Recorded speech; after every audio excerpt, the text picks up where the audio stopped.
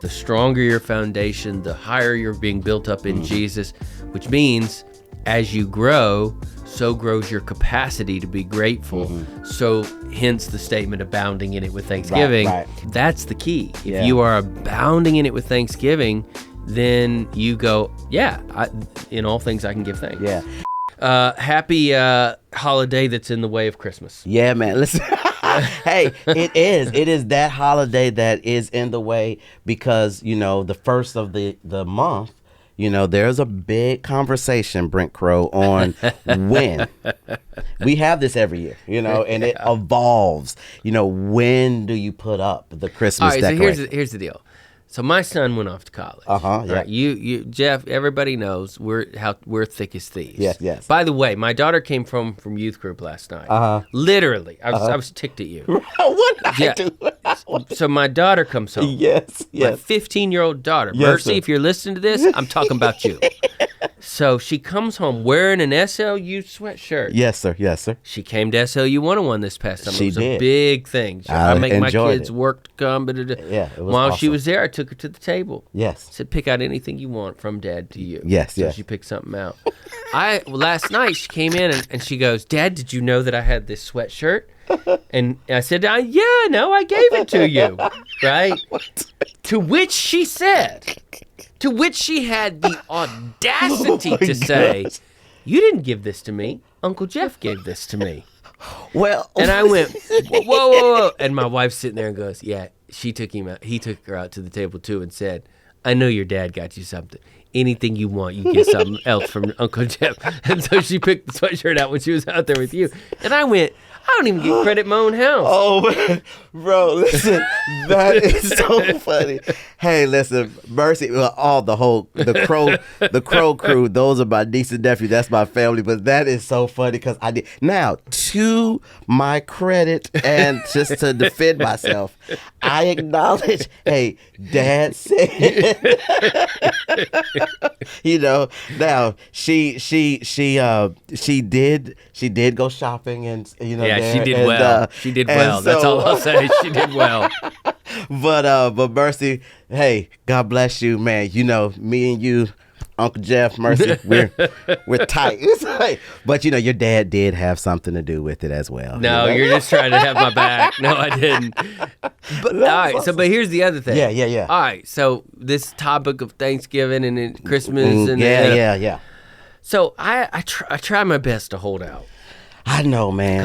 Because I want to have some sense of fall and autumn and Thanksgiving. Because there are Thanksgiving decorations that you could put up, and there's let's have a sense of anticipation. Yeah. To which my wife goes, I've been anticipating all year. So Come on, Sister Chris. Yes, I agree. Anyways, Gabe's at college. Our firstborn's at college. And we have a whole storage shed on our property. And half that storage shed is Christmas decorations. Yes, it is. And so she goes, I was on the road. She goes, hey, you're on the road. I don't have Gabe here. Yeah. I just want to start getting the boxes out. But she was scamming me. That's she so goes, good. I just need to start getting the boxes out. That's a good one. Like, said it in passing. That's I'm so like, cool, good. baby. And as soon as I get home, I'll get whatever you want out. Like, if you want to wait till I get home. She goes, no, you're working so hard. Brilliant. I'm just going to get one box at a time. Passing, then a little affirmation. Yeah, Go ahead. yeah, Go ahead. yeah. I see how she's doing it. So then I come home, and it looks like our house is exploded with plastic bins. There's plastic bins everywhere. Yeah. I'm like, baby, there's because we got people coming over for dinner. Yep. And we're hosting a couple things at the house.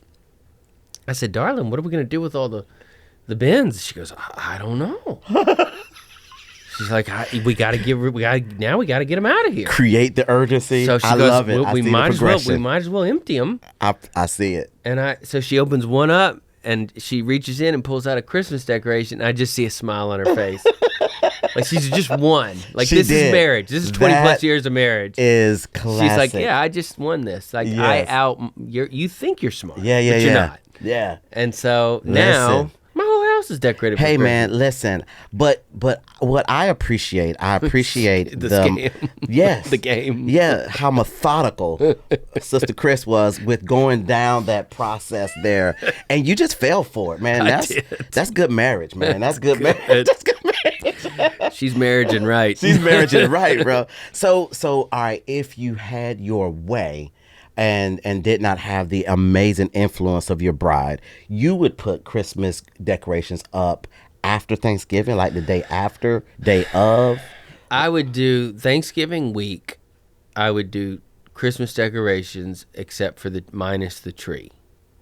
And then after Thanksgiving, throw the tree up and make the tree a big deal. Do the ornaments and stuff like that. Brent, that's like coming out of the house fully clothed without your shoes. I mean, I get it. I understand the sentiment of it, but well, believe it. But none of this matters, right? It doesn't. You're right, and you've got your way, and Chris is right, and Chris got her way, and I'm just theoretically talking over here. Oh man, listen. The point is, I'm telling you, when after that moment that happens in October, the end of October, the trick-or-treating thing. Yeah. Okay. I'm telling you, for me, there is a shift. Ready. Bro. You're ready. Oh, man. There is a shift that happens in my heart, my mind, my energy, my disposition. I am like, man, sleigh bells need to start ringing. Are you listening? Are you listening? So, yeah. but it is that season, man. I love it. We'll talk about this in another episode, but I love, as always, man, what I love being here in Central Florida and Orlando is the holiday time here. They do it right. Man, the city is about to be lit up. You can see as you drive through now. They're putting everything up. Yeah. So everything up. So since I'm grateful for the city I live in, I'm grateful for a niece and Mercy who gives me credit. I'm grateful for my sister Chris who knows how to manipulate the doctor. And good for her. I think we just talk about gratitude. Gratitude. I've got a lot to be grateful for. But gratitude, man. I mean, as we were talking, and just like, hey, as we enter into this Thanksgiving season, and talk about what we're thankful for, or just maybe talking about, just the mindset of gratitude and what that looks like and stuff. Yeah, and there's incredible texts that we're going to revolve our conversation around. But as we walk into this, gratitude should be almost like a brand. It should be your persona. Yeah. For some of us, it needs to be a discipline first. Yeah. So if you don't have it, you need to discipline yourself towards it. Yeah. And then number 3, I think what we're going to see is that there is some very practical expressions of a life that is truly grateful. Yeah. And so you've given us some great thoughts on this. I'll just read the text and then Jeff, you take us through these 3 principles concerning what it means to have a heart and have an attitude. Yeah. Of gratitude, if you will. Yeah, 1 Thessalonians 5:14 through 18 reads, "And we exhort you, brothers and sisters, warn those who are idle, comfort the discouraged, help the weak, be patient with everyone. See to it that no one repays evil for evil to anyone, but always pursue what is good for one another and for all. Rejoice always." One of the shortest verses in the Bible. Yeah. "Rejoice always. Pray constantly. Give thanks in everything, for this is God's will for you in Christ Jesus." Yeah, man, so good. And when you look at this text, Brent, I love that end part where you talked about that final part as Paul is writing here, and he's talking about rejoicing always, and but in that attitude of gratitude, there's also a form of generosity that we see that we should express, and how we interact with people and how we serve people, how we're there for people, as he is exhorting brothers and sisters that, we should comfort the discomfort. Right. We should help the weak. We should be patient with everyone. There is a sense of expression, and it's almost as if that whole attitude of gratitude, when we think about which we're going to talk through of kind of what this text unfolds, that it leads you to that action of showing patience for others, helping those who are weak, comforting the discouraged, and so just looking at, for the sake of the conversation. It is obvious in this text, Jeff, like the giving thanks in everything is at least in part connected to rejoicing and pursuing what is good, and not not having revenge, and being patient and helping the weak, and right. The fact that it is in this list means that it's part of this is the whole package, and so to remove one of these is to mess up the recipe of a life that is rightly put together, and so to say to not be grateful means that you're putting yourself in a position to care deeply about revenge. Yes. You're putting yourself in a position to care deeply about being you're impatient with others.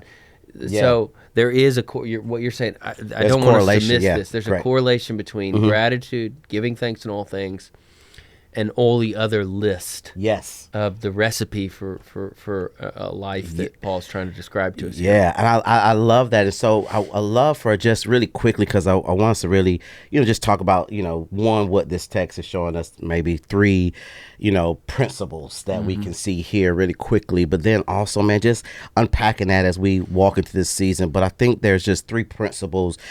Primarily, Brent, I want to look at the second part, this 16 through 18, that Paul really kind of shares three principles of concern and having an attitude for gratitude. And the first one is simply this, that, we see that gratitude is always to be expressed. We should always, he says very clearly that rejoice always, verse 16, that, that there should be this ongoing attitude where he says, man,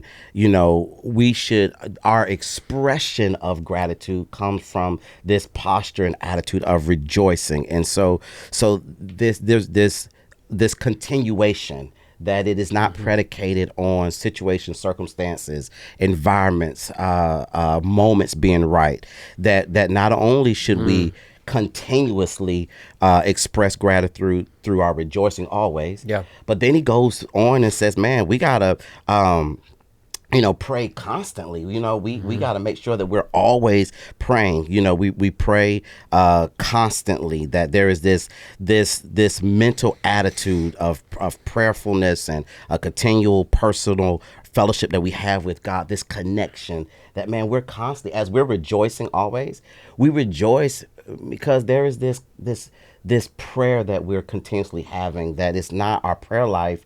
When we desire intimacy with God, our prayer life is not transactional. I don't just pray to God when things are really going bad, or I need help, or I need, some provision in my life. But I am daily, man. I wake up, with prayers and thanksgiving on my lips. Throughout the day, I'm praying to the Lord. I am at night when I go to bed, before I lay my head on my pillow, man, I am constantly, consistently, there's prayers that are coming out of my mouth. And so we see it's expressed through our rejoicing. Gratitude is expressed through our praying, and it's expressed through giving thanks. That while we are praying, because, a lot of times sometimes, we pray for things. I pray for my children. I pray for my wife. I pray for our country. I pray for SLU. I pray for you as my brother, but he's also saying, man, you got to give thanks too, man. That attitude of gratitude comes from God. I am thanking you for what you have done, what you are doing, and I'm also, thanking you for what I expect you to do in the future.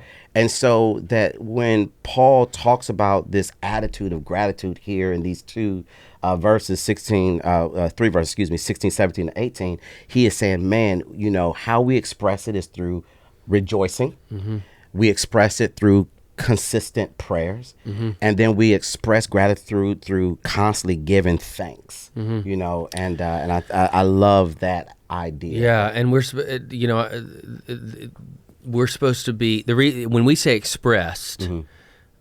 Two comments. One, faith that is never expressed was probably never faith to begin with. Amen to that. And so there's something about our faith that has to always be expressed. Look, I just tried to circle every action word I could.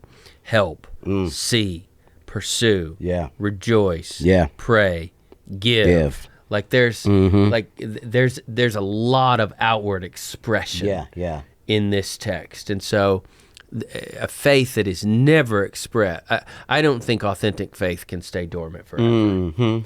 Number two, gratitude really is all-encompassing. Paul would write about it in Colossians chapter 2, verse 6 through 7, I believe, where he said, "For as you have received Christ Jesus the Lord, so walk in him." And he talks about as you have received him, and he talks about how our faith, it's you're to be rooted in your faith, and then you're to be built up in your faith. And when those two things are true, he says, then you're abounding in it. The it is our faith. Right. You're abounding in your faith with thanksgiving. So he's saying, like, you just live in this attitude of gratitude. You abound, which means it's overflowing out of you. Abound is that idea that it's just bubbling up out of you. And so when you go, somebody's just abounding with happiness. It's almost like they're shaking with happiness. It's just coming out of them, right?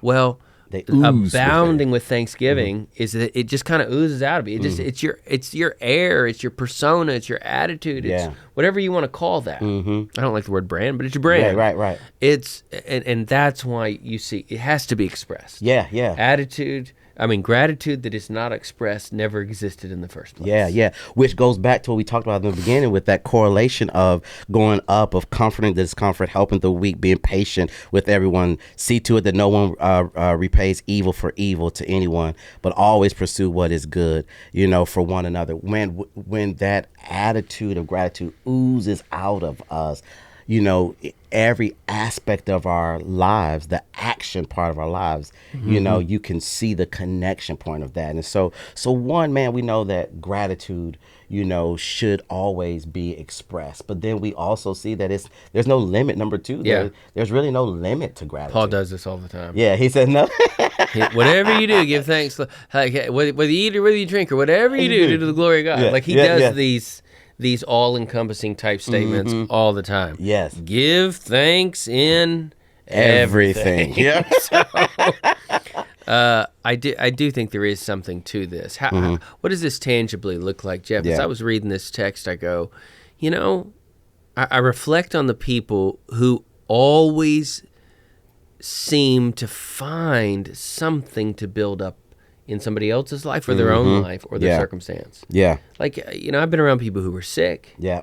And they didn't complain. Yeah. I've been around people who were poor. And they didn't complain. Yeah. I've been around people who lost family members. Yeah. I remember I interacted with a woman whose son was martyred for the faith in a country where it's illegal to be a Christian.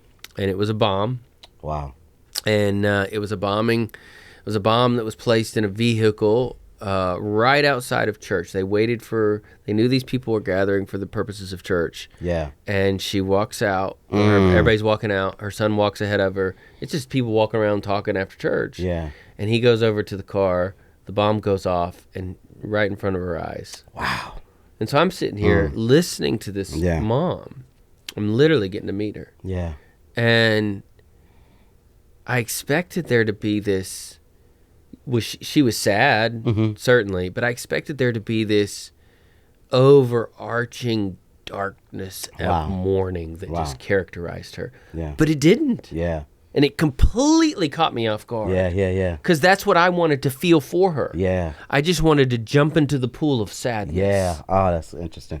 And yet she turns around and or in my head, it was flipping the script. It was always the script in her head, but she flips the script, and she starts talking about how he lived his life unto the Lord, and how she knew in that moment that he stepped into the arms of God, and how if she would rather have a son that loved Jesus and died for it than was a Muslim and went to hell. Golly. I mean, this is this mom. That's crazy. And I'm just sitting here going, so good. This is a woman who knows how to give thanks and everything. Yeah. Man, wow. That is so good. I mean, and I think that is it, but it goes back to what you said earlier about, when we know that everything that we do is tied to who we are as followers of Jesus and our faith.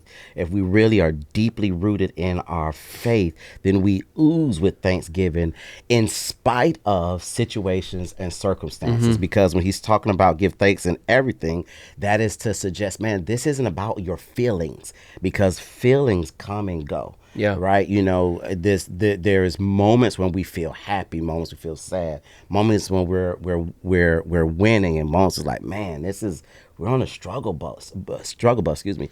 And those moments should not dictate and determine when and to the magnitude by which we give thanks. And Paul is saying, hey, no matter what, let me tell you, our obligation as followers of Jesus Christ is to give thanks in everything and not in some things. Oh man, it's a powerful truth. But the key to being able to do that is that you are always abounding in your faith. Exactly. Or abounding in thanksgiving for your faith. Right. Yeah. Like Paul taught in Colossians 2, like, man, the deeper your roots, the higher your heights, and in other words, the stronger your foundation, the higher you're being built up in Jesus, which means as you grow, so grows your capacity to be grateful. So hence the statement, abounding in it with thanksgiving. Right. So that's the key. If you are abounding in it with thanksgiving, then you go, in all things I can give thanks. Yeah. And what do we know about Paul? It's not like he's writing this letter as if he hadn't had any challenges himself. I mean, he's writing it with a thorn in his flesh. Yeah, and so it's not a letter that says, do as I say and not as I do. Paul is speaking out of even his own affliction. That even in my own affliction, I am saying that I will too, and I will continue to give thanks as we should give thanks. I don't think it's the closer you get to Jesus, the less you feel the pain of the hurt of this world. I don't think that the closer Paul got to Jesus, the less he felt the beatings, the less he felt the whippings, the less he felt the imprisonment, the less he felt the shipwrecks, the less he felt being stoned and left for dead. I think it's the closer you get to Jesus, the more his presence is realized when you're being beaten, when you're being whipped, when you're being imprisoned, when you're being shipwrecked. In other words, you don't go, man, I'm being shipwrecked. Man, Jesus is here with me. Right. Yeah. Right? Yeah. Oh, man, they just buried me up to my waist and they're throwing rocks at my head trying to kill me. They're stoning me. Oh, no. I'm here with Jesus, right? Like, I'm being tied to a post and they're beating my back and tearing the flesh off my skin. Yeah. I'm doing it for Jesus. I'm here with Jesus. Like, every time you whip me, it's only going to cause the message to go farther. I mean, I think that's the mindset. It's not I feel it less. It's that I feel him more. That's so good. Yeah, and I think when you put it in that perspective, Brent, I think it really helps us understand even what Paul says in Romans 8 when he talks about, our present suffering is nothing compared to the future glory that will be revealed. Right. That in this life, man, we're going to have some moments of suffering. But man, as a person who's deep in my faith, what I'm dealing with right now because of my walk with Jesus and because I know that I'm a pilgrim on this side of heaven on my way to the heaven country, man, I walk in this moment with a spirit of gratitude, thanksgiving, and praise on my lips because I know, one, who I am, and then two, I know what's in store for me on the other side of this life. Yeah. And so the third thing is this. So, one, we know one is gratitude should be always expressed.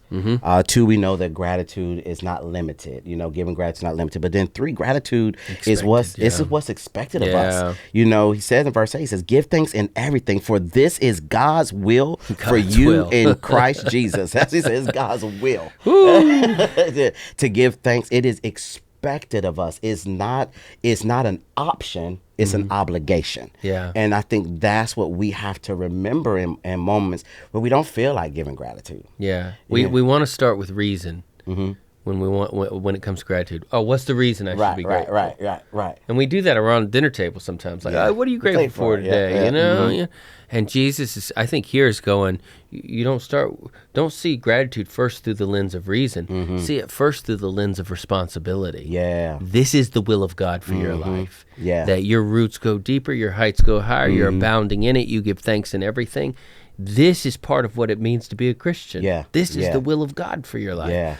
So I think that responsibility versus reason lens is vitally important to kind of understanding Yeah. this portion of the text. So yeah. And so here's what I would say, and then I love, man, just to, ask you personally, we talked about, sitting around the table. Let's sit around the table and what are we thankful for? What are we grateful for? But, I think, why gratitude, in my humble opinion, is so important is, one, I just wrote 3 things. I said, it shields us from cynicism, just that suspicion, that doubt being, from the cynicism. It kind of protects us from that, or shields us, from that. They'll protect us from pessimism, and it will draw us closer to God, and it will draw God closer to us. So let me say that again. It will shield us from cynicism. It will protect us from pessimism, and it will draw us closer to God, and it will draw God closer to us. And so, why gratitude is so important, not just in this season of Thanksgiving that we're in, the holiday of Thanksgiving, but in every month, every day of our lives, that we should be men and women who practice having an attitude of gratitude. Yeah. So, yeah. So, all right. So now that's that, I want to ask you, man, Brent, you and I, we've seen so much. The Lord has blessed us so much, man. And I think there's so much more that we are so excited to be doing in 2025 and beyond. But, if you look over your own life, right now, what, if you would say, hey, man, right now, as I think about having an attitude of gratitude, here's some things that I'm grateful for, moments. What would be those things that you would say? Yeah. I'm grateful for this. Yeah. Where am I choosing to go? Yeah. In all things rejoice. Yeah. Well, it's no secret. It's been a pretty long journey. I mean, we went on an adoption journey 4.5+ years ago. Yeah. And when you do that, you're gonna, and I will never say names and call. I'm talking about my children, so I'd never make them feel lesser than. And we have very real conversations in our home, but nobody ever tells you about the gritty side. Yeah, man. Nobody ever tells you about, past trauma that kind of raises its ugly head in different ways and expresses itself. And nobody ever tells you about some of those strains and stresses that last for months and months and even years on end. Yeah. So it's been a heck of a year, probably the hardest actually, as far as some of that stuff goes. And so I'm just gonna be honest. It sounds so preachy and it sounds so churchy for me to say this, but I am more grateful for the gospel now than I have ever been in my life. That's good. And it's not just me preaching the gospel to myself every day. What I've found is, when you go through and we're still in the season, we got a long way to go, but when you're going through really long seasons of turmoil, and you're married, you got to preach the gospel to each other. Wow. And so my wife and I at times would find ourselves fighting more than we should, growing or passing each other in the hallway. Nothing wrong, just getting on parallel tracks. Yeah. And what we found is the solve for us to be in the right mindset, to always fight for intimacy, to always fight for togetherness, to always fight for our home, is that we gotta be the best preacher we hear every day. That's so good. So she's preaching Jesus to me every day. I'm preaching Jesus to her every day, and she's the best preacher I know. Yeah. And so good. So that's I'm very grateful. I'm more grateful now for the gospel than I've ever been. We joked around about Christmas, but I am grateful for Christmas. I think that Christmas this year for us is a reprieve. It's going to give it's going to give some moments for us to have some good, happy, healthy, consistently healthy moments in our home that we've not had in a while, and we're looking forward to that. So that sense of Christmas season, not the meaning of Christmas, obviously that was my first one, but the season of Christmas is something that I'm very grateful for. Very grateful for friendship. Very grateful for you, and the wisdom that you continually give me. Sometimes it's not wisdom. Sometimes it's just an ear. But whether it's wisdom or an ear, or whether it's prayer, or whether just very, I couldn't, honestly, I'll say this, buddy, I don't think I could do it all without you. I need to be able to lean on you at times. Yeah. And then, I am very grateful, like next week for the first time in 2 years, my wife and I are going to get away. Love it. And, our home hasn't been a place where both of us could leave the home at any time. And so we, there's a price that comes with that, like when you're married to somebody, y'all need to go on a date every now and then. Y'all need to go spend the night somewhere every now and then go. So we haven't got a chance in 2 years to really have any, so we're not going far. We're just going an hour down the road. I just gotta. Hey, it's away. It's away. That's right. It's away. It's gonna feel like it's far. Yeah. We're just going down. We live an hour outside of Orlando, so I got a hotel in Orlando. We're gonna look at Christmas decorations and watch movies and sleep late and eat good foods and we're gonna get away. So I'm very excited for. Thankful for time with my bride. So I know those were kind of high tier answers. Yeah, no, man, so good. That's so good, man. And just, man. What are you grateful for this year? It's so much, to be honest, brother. I mean, and I don't say that being facetious. I'm really serious. A lot's happened this year. A lot of good things happened this year. A lot of good things. Yeah, I'm. Your family's grown. Oh, yeah. That's senior in college. Yep, all of that. I'll start here. I'm grateful for health. As you have walked alongside me, and just had some health challenges that still working through, and definitely plan on being here for a long time, as long as the Lord so chooses. But you had a little health scare. Yeah, had a health scare, and for those who may not know, and some of us were scared too. Yeah. Listen, it's the first time, and there is something very funny that happened in the middle of it. Listen, we have to tell that story someday. There was a drug-induced Jeff Wallace on the phone with me at one point. yes, and so the quick story of it is, health disease is big in my family. Heart disease. Heart disease. Thank you. Heart disease is huge in my family, and I've been dealing with some heart issues and had a little scare a couple weeks ago. I was really disappointed because that was the day I was coming to your house to watch the Georgia-Alabama game, which probably the Lord knew in the summer what was going to happen. But ended in the ER, and it really scared my wife. Mm-hmm. It scared me. I know it scared you, and it's been a process of just working through with dealing with my cardiologist and neurologist and all these stinking stupid appointments and blood work and all these different tests. But I'm grateful that even in the midst of it, the Lord is still giving health and strength. Yeah. To still be here today and to talk shop with you and to do life with you and our SLU crew and stuff. Big one. I'm grateful for health and strength. That's number one. Number two, number two is big, man. I am grateful for, and this isn't a company line, but I am really grateful for SLU. I'm grateful for what SLU has meant to me, personally as well as professionally. My family has been just so immensely blessed. You and Nikki and Dr. J and just our entire team, man. But just you and Chris and how you guys have loved me and Quo and our family, man. That SLU has been just such a gift to our family on so many levels. I tell everybody it does not feel like work, and everybody like, hey, y'all run, y'all go travel, y'all always on the plane somewhere. I'm like, man, but we're having the time of our lives, and so I am grateful that the Lord found favor on me to even be in this position to be able to do that and to do it with my brother, my best friend and buddy. And so within that, as you share, man, I'm so grateful for our friendship and just how I learned so much from you, man. I daily will sit and have conversations. I'm like, dang it, you thought I knew. I thought I knew, and so just grateful for there. And then going back to health scare, you being right there. My wife, you and my wife and Chris conspired and shut me down for the week. That week, I was going crazy, couldn't do much anything.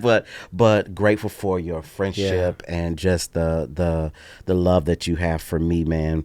But then also number 3 for me is our family. You know, our family has expanded, and so much has happened in our family. So yes, we have our daughter-in-law that we will spend our first Christmas season with. New traditions. Yeah, new traditions. Working through all of that, and so that, having that exciting moment of that, and we know with having a daughter-in-law and my son being married comes, way maybe down the line, grandchildren.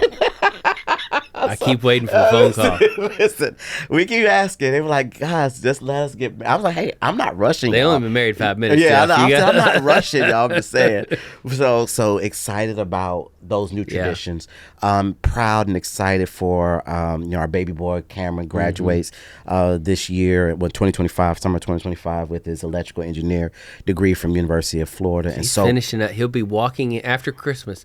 He'll be walking into his last semester. Yeah, man. Wow. Our baby boy.